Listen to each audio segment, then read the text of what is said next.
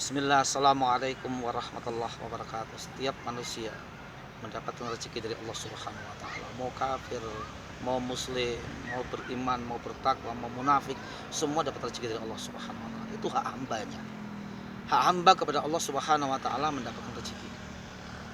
Bahkan ketika orang manusia itu masih dalam rahim ibunya, dan ketika ditiupkan ruh ke dalam rahim ibu, maka Allah mengutus seorang malaikat bikat birezekihi wa ajalihi wa amalihi wasakin as-sa'idun.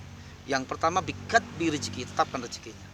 Artinya pada saat kita terlahir, setiap manusia sudah mendapatkan rezeki dan jatah rezekinya masing-masing. Problematikanya manusia itu banyak memahami rezeki hanya berupa uang dan harta. Ketika manusia itu memahami rezeki hanya berupa uang dan harta, tidak ada satupun manusia yang bersyukur kepada Allah Subhanahu wa Ta'ala. Karena sifat manusia diberikan satu gunung emas pun dia akan mencari gunung yang keduanya. Dan tidak ada yang bisa menyumpal mulutnya, tidak ada yang bisa untuk menghentikan ketamakannya illa turab, kata Rasul, kecuali tanah.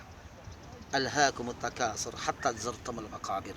Bermegah-megahan telah menjadikan engkau lupa hatta zurtumul maqabir, sampai kamu menziarahi kuburan, sampai kamu masuk ke liang lahat. Maka sebenarnya kalau kita berbicara masalah rezeki, itu banyak sekali rezeki yang diberikan oleh Allah kepada kita. Kalau kita berbicara nikmat yang diberikan Allah kepada kita, nikmat bukan hanya duit dan bukan harta. Kita ambil contoh, Rasul mengatakan ni'matani maghbunun fihi makatsirun minan nas, as-sihah wal faragh.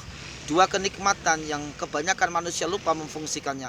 Pertama as-sihah, kesehatan, yang kedua al-faragh, waktu luang. Rawahu Muslim. Rasul memberikan kalimat kenikmatan terhadap sehat dan waktu luang. Artinya nikmat itu bukan hanya harta saja, nikmat itu bukan hanya duit saja, rezeki bukan hanya harta, rezeki bukan hanya duit, tapi termasuk kesehatan, waktu luang itu juga bagian rezeki yang diberikan Allah kepada kita, nikmat yang diberikan Allah kepada kita.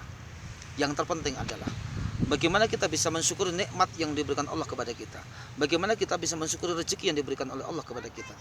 La in syakartum la azidannakum wa la in kafartum inna adzabi lasyadid. Yang bersyukur akan ditambah nikmat. Ibrahim ayat 7. Karena bagaimanapun setiap orang itu ketika tidak memfungsikan rezeki itu untuk bersyukur kepada Allah Subhanahu wa Ta'ala, pasti dia akan tamak. Gak akan cukup dia sedikit. Apalagi diberikan banyak, dia gak akan cukup.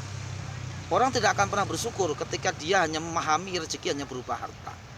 Mal la yaskuril qalil la yashkuril katsir. Siapa yang tidak bersyukur dengan yang sedikit, pasti dengan yang banyak dia enggak bersyukur. Hadis riwayat Baihaqi. Lalu bagaimana kita itu bisa mensyukuri rezeki? Bagaimana kita bisa mensyukuri nikmat Allah yang diberikan kepada kita? Cuma satu, gunakan semua nikmat, gunakan semua rezeki yang diberikan Allah untuk beribadah kepadanya. Karena tujuan kita hidup di bumi ini hanya untuk satu, beribadah kepada Allah. Wa ma khalaqtul jinna wal insa illa liya'budun. Tidaklah aku Allah ciptakan jin dan manusia kecuali cuma satu, menyembah Allah Subhanahu wa Ta'ala. Menyembah bukan hanya sholat saja, menyembah bukan hanya puasa saja, bukan hanya zakat, bukan hanya haji saja. Semua yang diperintahkan Allah kepada kita dalam rangka menyembah. Artinya apa? Semua nikmat yang ada pada diri kita, jika kita gunakan untuk beribadah kepada Allah, itulah tanda kita bersyukur kepada Allah. Allah berikan kita kelebihan harta.